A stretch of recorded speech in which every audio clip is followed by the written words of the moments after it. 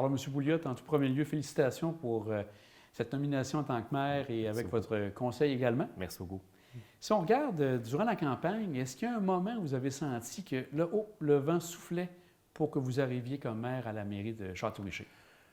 Je dirais, durant la campagne, non, on n'a pas senti de moment où on dit le vent a viré. Durant tout le long, on rencontrait les gens, c'était favorable, c'était positif.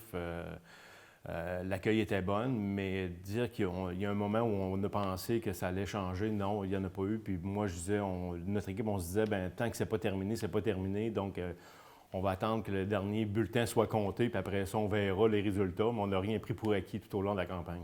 Parce qu'on a vu que les résultats avaient été serrés, donc vous avez été sage de ce côté-là.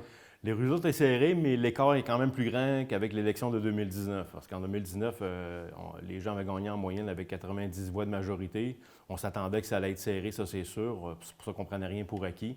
Puis il fallait que les gens se déplacent pour venir voter aussi. Puis le taux de participation était moins élevé qu'en 2017 également. On a constaté ça.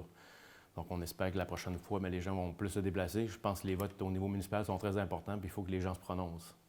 Si on regarde, là, c'est tout récent, depuis quelques semaines que vous êtes en place. Quels sont les éléments que vous regardez là, à court terme là, pour Château-Richer? Bien, là, à court terme, ce qu'on regarde en premier lieu, c'est le budget. Parce que le budget, il est très serré, puis il y a beaucoup de... Il faut voir un peu comment il s'articule pour être capable de voir comment on peut mettre en place des projets. Donc, c'est notre prochaine... ça, c'est vraiment notre priorité. Nous sommes en train de mettre sur place également un comité de consultation, un ou deux comités, là, parce qu'on avait dit aux gens qu'on allait les consulter, puis ça, pour nous, c'est une priorité. Mais nous sommes en train d'élaborer le fonctionnement de ces comités de consultation-là. Nous allons avoir un premier comité qui va probablement débuter en janvier, fin janvier, début février, sur la consultation au niveau de la sécurité dans les rues. Il y a beaucoup de zones où la limite est très élevée, puis c'est des zones résidentielles, il y a des zones scolaires, où il y a des endroits où il y a des garderies également. Donc, les gens avaient beaucoup de demandes à ce sujet-là. Donc, nous, on va mettre en place tout ce fonctionnement-là là, pour consulter les gens puis pouvoir changer toute la réglementation au niveau de la circulation dans la ville. Puis, tous les endroits vont mettre des balises de sécurité pour des ralentisseurs. Justement, dans la sécurité, vous parliez aussi de la Côte de la Chapelle, qui était un des endroits importants à regarder. Qu'est-ce que vous pensez faire dans les prochaines semaines? Pour la Côte de la Chapelle, là, on a commandé des miroirs au moment où on se parle. C'est déjà fait. On a déjà commandé aussi des balises de ralentisseurs qu'on parlait tout à l'heure.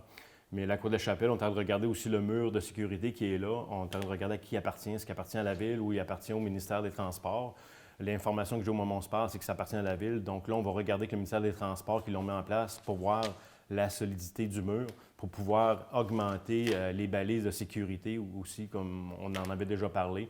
Et puis après ça, s'assurer que la côte va être nettoyée. Fait qu'on va essayer de mettre en place toutes les mesures de sécurité qu'on va pouvoir faire rapidement et pour pouvoir la rendre le plus sécuritaire en attendant qu'est-ce qui va arriver avec la voie de contournement. Vous parlez de la voie de contournement. Oui. Quels sont les éléments que vous pouvez regarder actuellement pour cette voie qui a été un des points importants de la campagne à Château-Richer? La voie de contournement, c'est sûr que c'est un programme ou un projet qui était déjà anticipé par l'ancienne administration, qui était environ de 22,1 millions. Les finances de la Ville ne sont vraiment pas là, au rendez-vous pour ce genre de programme-là. Ce qu'on a constaté aussi également, c'est que notre système de filtration des eaux commence à avoir sa durée de vie. Et il va falloir qu'on fasse des choix à un moment donné par rapport à la dépense d'argent qu'on va faire en tenant compte du budget qu'on a présentement. Et il y a des évaluations aussi au niveau des pertes d'eau dans les conduits d'aqueduc. Donc, ça aussi, il faut prendre ça en considération. Et il va falloir qu'on investisse beaucoup là-dedans. Il y a tout le réseau d'égouts pour les gens qui habitent dans les sections limitrophes. Donc, il faut regarder ça aussi. Et il y a toutes les eaux pluviales aussi. On n'a pas de système d'eau pluviale à Château-Richer. Donc, le surplus s'en va au système de filtration et va aussi se rejette également aussi au niveau du fleuve, là. Donc, en question d'environnement, il va y avoir des choix à faire. Là, puis, on va regarder ça, puis on va en reparler avec la population par rapport à ça. Donc, les gens sont consultés par la suite pour voir un peu quelles sont les meilleures possibilités, entre autres pour l'aspect sécuritaire, comme vous disiez. Oui, effectivement. Si on regarde aussi qu'il va y avoir une élection partielle, oui. puisqu'il y a Mme Cochon qui a démissionné. Oui. Comment ça va se dérouler pour le processus au niveau électoral? Bien, là, pour le processus, il est déjà enclenché parce que la période de mise en candidature est déjà en place. On a demandé d'agir rapidement parce que, comme on vient d'aujourd'hui, il y a beaucoup de dossiers. Là, on en a parlé d'un ou deux, mais il y en a énormément de dossiers à traiter. ça nous prend une équipe complète. Et puis, considérant que Mme Cochon avait démissionné, bien, M. Nicolas Hood a décidé également de se retirer pour des raisons familiales et personnelles. C'était une déception parce que Nicolas, c'était un bon candidat, puis il avait beaucoup de connaissances et de l'expertise. Mais le processus est en cours. Le 10 décembre, c'est la fin des mises en candidature. Et s'il y a des gens qui se présentent en opposition, bien, il va y avoir des élections une autre fois, puis ça va être...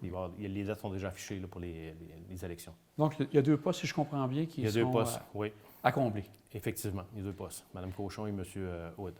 Pendant la campagne, vous avez parlé aussi que vous désirez regarder pour les aînés, pour les jeunes. On parlait de maison des jeunes. Oui. Donc là, c'est peut-être pas à court terme, mais est-ce que c'est des éléments que vous regardez pour moyen-long terme? C'est des choses qui sont sur la table, sur la planche à dessin, comme on dit. Donc, c'est des choses qui s'en viennent, c'est des choses qu'on va regarder, mais il faut y aller en priorité. Puis, il faut, dans un premier temps, vraiment voir le budget, la marge de manœuvre. Parce qu'au moment, j'ai déjà eu une première rencontre et la marge de manœuvre qu'on a, elle est nulle. Donc, il n'y en a pas de marge de manœuvre. Donc, il va falloir regarder de quelle façon qu'on va pouvoir travailler. On a déjà commencé à discuter pour la réfection des trottoirs, aussi aux questions de sécurité. Là. Et là, on est en train de regarder tous les projets qu'on veut faire et regarder toutes les possibilités d'aller chercher également là, des subventions en conséquence. Donc, tout dépendant de la possibilité d'avoir des subventions dans un projet ou dans un autre, on va voir laquelle qu'on va mettre de l'avant et quel genre de subventions qui vont rentrer en premier pour un ou l'autre des projets. Là. Donc, on va procéder ainsi. Puis, comme vous le savez, bien, notre directeur général, quand je suis arrivé, j'ai eu une première rencontre avec lui, mais finalement, nous a quittés pour des raisons personnelles pour une période indéterminée. Nous sommes présentement nous avons fait une recherche de candidature et nous allons passer les entrevues également. Donc, une fois l'arrivée du DG par intérim, et nous avons nommé également un DG adjoint, M. Jean-François Gervais, qui a accepté le mandat. Nous le remercions d'ailleurs. Et les dossiers vont prendre forme à ce moment-là, quand les gens vont être en place, puis vont pouvoir mettre le temps et l'énergie qu'il faut pour réaliser les projets. Bien, merci, M. Pouliot. On souhaite bonne chance pour ce 4 ans qui risque de fort être chargé pour Châteauricher. Effectivement, merci beaucoup.